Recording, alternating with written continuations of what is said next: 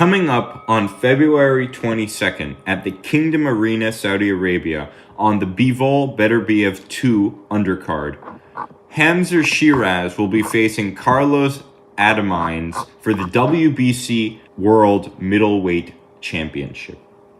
Let's get right into this episode. Currently, Hamzah Sheeraz has a record of 21 wins, 0 losses, and 0 draws, with 17 of those wins coming by way of knockout. His height is 6'3" with a 75-inch reach, something that's extremely large for a middleweight, especially in today's landscape. On the other hand, there's Carlos Adamines, who has a record of 24 wins, 1 loss, and 0 draws.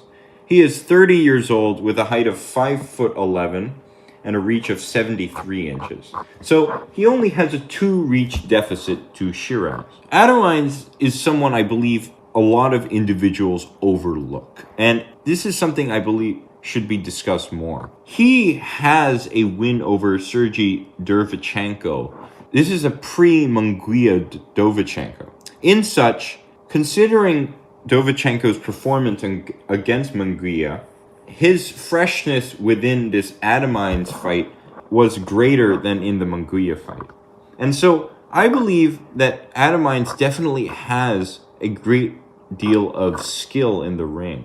So the primary reason as to which many individuals may overlook Adamines is because he is a middleweight, and many individuals do not really know about the middleweight weight class, or at least in today's landscape, this weight class is one of the lower level ones in its quality. Sheeraz, however, is currently on a peak run of form and relatively has slightly better wins overall than that of Adamines, I believe. He has a win over Austin Williams, an undefeated fighter on a Kingdom show. Liam Williams, who he knocked out in 1 round.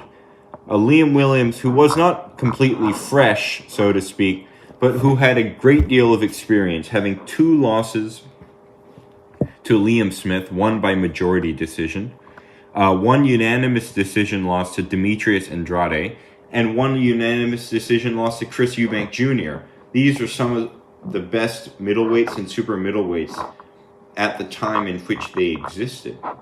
And so, although Liam Williams wasn't completely at his peak, most likely, in the Sheeraz fight, blowing Williams out in a single round does show the extent of Sheeraz's talent and potential.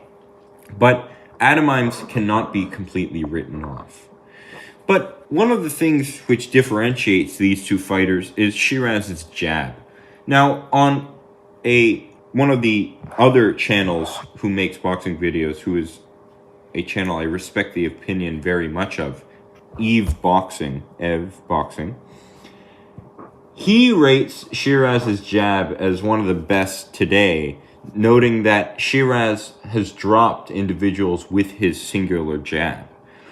And although a jab is not the entire story of a fight, it is extremely important in the line of the fight. And Sheeraz has used this jab extremely effectively in many of his fights. Considering this notion, and considering Sheeraz's recent run of form, I believe Adamines will definitely put up a great fight against Sheeraz.